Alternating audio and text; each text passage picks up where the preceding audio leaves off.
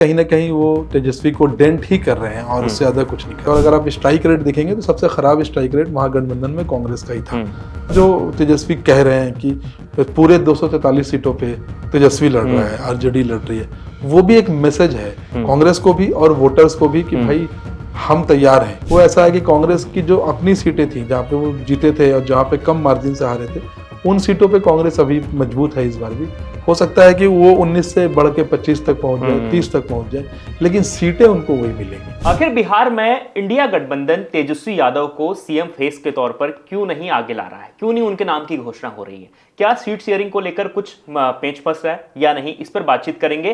क्योंकि कांग्रेस लगातार बिहार में जिस तरीके से राहुल गांधी ने वहां पर यात्रा निकाली, यात्रा के बाद राहुल गांधी का जोश जो है बहुत हाई है। अब उन्हें लगता है कि जो सीटें पिछली बार उन्हें मिली थी, इस बार उससे ज्यादा सीटों पर लड़ेंगे तो ज्यादा फायदा बिहार में हो सकता है। अब इसके पीछे क्या गुणागणित है? क्या इंडिया गठबंधन के बीच में बिहार में ठीक ठाक नहीं चल रहा है? क्या लालू प्रसाद यादव की पार्टी आरजेडी और कांग्रेस इस बार बिहार में जो अनबन उनके बीच में इस वक्त नजर आ रही है, क्या उससे चुनाव में उनको नुकसान हो रहा है? पूरी बातचीत करेंगे। बातचीत करने के लिए मेरे साथ इंडिया.com के संपादक हैं तनवीर आजम सर। सबसे पहले सवाल तो सबके मन में यही है, तेजस्वी यादव को क्यों नहीं सामने ला रहे हैं? क्यों नहीं घोषणा हो रही है वो सीएम फेस होंगे? देखिए, ये जो सवाल है कि भाई बिहार का सीएम फेस कौन है, महागठबंधन की तरफ से, बड़ा सवाल है, इसमें कोई शक नहीं है। और कांग्रेस जो अभी लगातार पिछले अगर एक हफ्ते की हम बात करें तो हर फोरम से, चाहे उनके राष्ट्रीय प्रवक्ता हो, चाहे उनके लीडर्स हो, जो ये कह रहे हैं कि बिहार में जनता तय करेगी कि सीएम का फेस कौन होगा। तो मुझे लगता है कहीं ना कहीं वो तेजस्वी को डेंट ही कर रहे हैं और उससे ज़्यादा कुछ नहीं कर रहे। कांग्रेस, हाँ ऑफ कोर्स, जिस तरीके से उन्होंने यात्रा की, ये जो वोटर अधिकार यात्रा थी राहुल गांधी जिसमें गए, उसके बाद कांग्रेस को लग रहा है कि उनकी स्थिति थोड़ी मजबूत हुई है। तेजस्वी ने तो उस वक्त भी गठबंधन का धर्म निभाया, वो हर जगह पे मंच उन्होंने साझा किया राहुल गांधी के साथ, बिल्कुल दिखे, वो एक सारथी की तरह थे, वो गाड़ी ड्राइव करते थे, राहुल उसमें होते थे। मुझे लगता है कि कांग्रेस के जो हमारे पास जो खबर है, कांग्रेस पिछले बार जिन सीटों पे लड़ी थी वो ये चाहती है कि वो सीटों पे फिर से लड़े, और उसके अलावा जिन सीटों पे वो 5,000 या उसके कम अंतर से हारी थी उन पे भी लड़े। तो ऐसे करके आप तकरीबन ये समझ लीजिए कि 80-90 सीटें बनती हैं। कांग्रेस ने पिछले बार 70 सीटों पे लड़ा था और वो तक 19 सीटें लेके आई थी। उस वक्त भी जो बिहार की राजनीति को समझते हैं, जो चुन बिहार को देखा है और जो बिहार में कांग्रेस की स्थिति को समझते हैं, वो उस वक्त भी हम लोगों ने सबने यही बात बोली थी कि कांग्रेस को ज़्यादा सीटें मिली हैं और इतनी सीटें नहीं मिलनी चाहिए थी। और अगर आप स्ट्राइक रेट देखेंगे तो सबसे खराब स्ट्राइक रेट महागठबंधन में कांग्रेस का ही था। तो उस आधार पे मुझे नहीं लगता है कि आरजेडी, जो कि महागठबंधन में सबसे बड़ी पार्टी है, आरजेडी ने 144 सीटों पे लड़ा था और 72 सीटें जीत के लाया था। तकरीबन 50% का उनका स्ट्राइक रेट था, which is always a good strike rate. इस बार जो कांग्रेस कर रही है वो कहीं ना कहीं मुझे लगता है कि वो ज़्यादा सीटों को लेने की जो उनकी कवायद है उस पर है।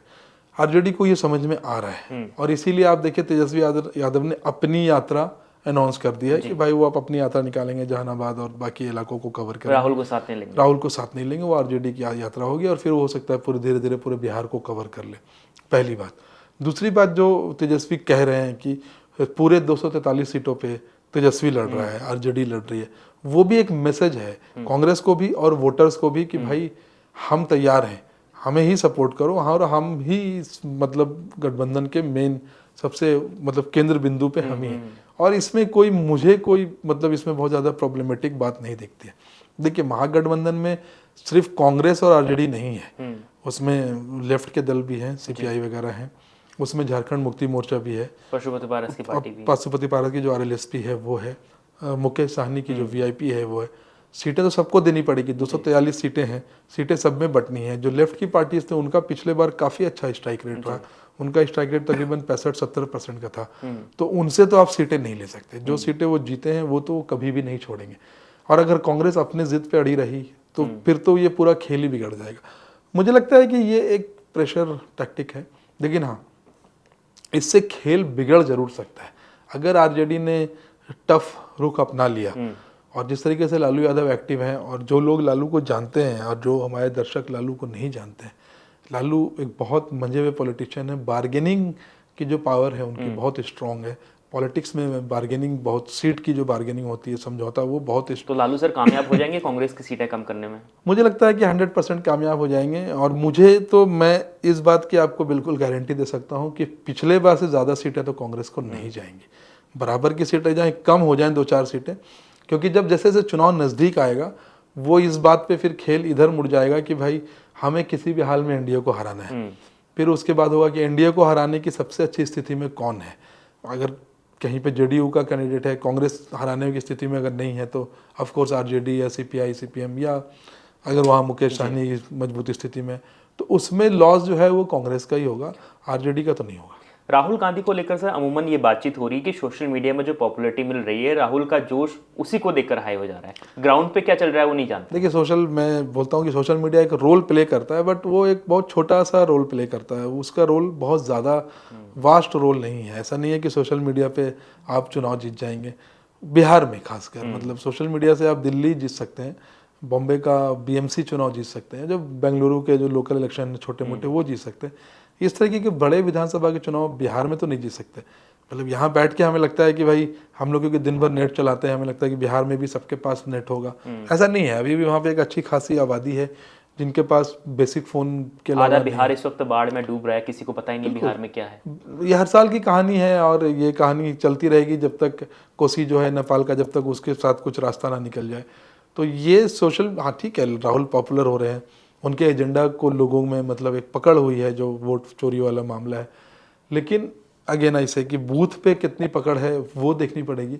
या तो कांग्रेस बूथ पे अपनी पकड़ बनाए, लेकिन वो मुझे जो दिख रहा है, जो हमारे पास इनपुट है ग्राउंड से, वो ऐसा है कि कांग्रेस की जो अपनी सीटें थी जहाँ पे वो जीते थे और जहाँ पे कम मार्जिन से हारे थे, उन सीटों पे कांग्रेस अभी मजबूत है। इस बार भी हो सकता है कि वो 19 से बढ़ के 25 तक पहुँच जाए, 30 तक पहुँच जाए, लेकिन सीटें उनको वही मिलेंगी, उनमें से ज़्यादा अंतर नहीं होगा। हाँ, गठबंधन का खेल फंसता हुआ दिख रहा है।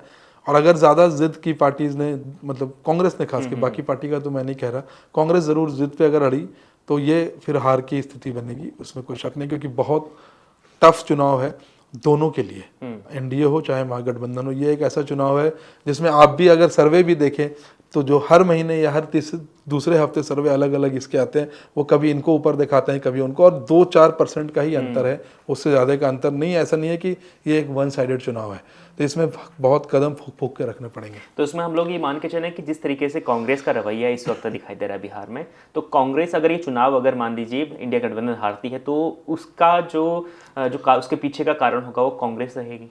हाँ, अगर कांग्रेस अपनी जिद पे रही और अगर उसने इस तरीके का मैसेजेस जनता में भेजे कि इनके तो अपने घर में ही एकता नहीं है, ये जनता को क्या ये देंगे, ये सरकार क्या चलाएंगे, तो ऑफकोर्स वो नुकसान होगा। लेकिन ये भी है कि अभी ये चुनाव के डेट भी अनाउंस नहीं हुए हैं। मुझे लगता है ये जो श्राद्ध का वक्त है ये ख़त्म हो जाने के बाद शायद अनाउंसमेंट हो जाए। उसके बाद किस तरीके के बयान आते हैं, मुझे लगता है जैसे जैसे इलेक्शन नज़दीक आएगा महागठबंधन तेजस्वी को ही सीएम फेस के रूप में प्रोजेक्ट करेगा, और वो करने में ही महागठबंधन की भलाई है। बिल्कुल। तो आखिरकार देखिए बिहार में अभी चुनाव की जो तारीख है वो अनाउंस नहीं हुई है, हालांकि कुछ देरी ज़रूर हो रही है क्योंकि बिहार में जो नवंबर 20 तक वहाँ पर 20 से 21 तक सरकार बनानी है बिहार में, क्योंकि तब कार्यकाल जो खत्म हो जाएगा जो वर्तमान विधानसभा है बिहार की, तो उससे पहले सरकार वहाँ पर बनानी है। लेकिन उससे पहले क्योंकि जिस तरीके से शुरुआत में राहुल और तेजस्वी साथ में थे, उनकी वोटर अधिकार यात्रा ने जिस तरीके से बहुत बूम पकड़ा था बिहार में, ऐसा लग रहा था कि इस बार एनडीए के लिए बड़ी मुश्किल होने वाली है। लेकिन अंदर की जो दोनों पार्टियों के बीच में इस वक्त जो अनबन बनी हुई है सीट शेयरिंग को लेकर, कांग्रेस का जो एक तरीके से थोड़ा अड़ियल रवैया जो सामने नजर आ रहा है, उससे हो सकता है कि दोबारा से नुकसान हो सकता है। और इंडिया गठबंधन और एनडीए में उनके जो सामने एक एनडीए है उसमें ठीक ठाक मामला चल रहा है। जो उनकी सीट शेयरिंग का लेकर पैच पच रहा था अब वो सुधरता हुआ नजर आ रहा है। अब आप बताएं कि बिहार में अगर तेजस्वी यादव सीएम फेस होते हैं तो क्या फायदा होगा या नहीं होगा, कमेंट का जरूर बताएं। और आपको बिहार की किस विधानसभा और किस इलाके के बारे में जानना है वो भी आप कमेंट में जरूर बताएं। हम आपको डिटेल में उस इलाके की जो पॉलिटिकल क्या वहां पर हैपनिंग हो रही है और वहां पर क्या समीकरण बन रहे हैं वो तमाम चीजें बताएंगे। और इसी तरीके से रोजाना हमारे साथ जुड़े रहें और देखते रहें India.com।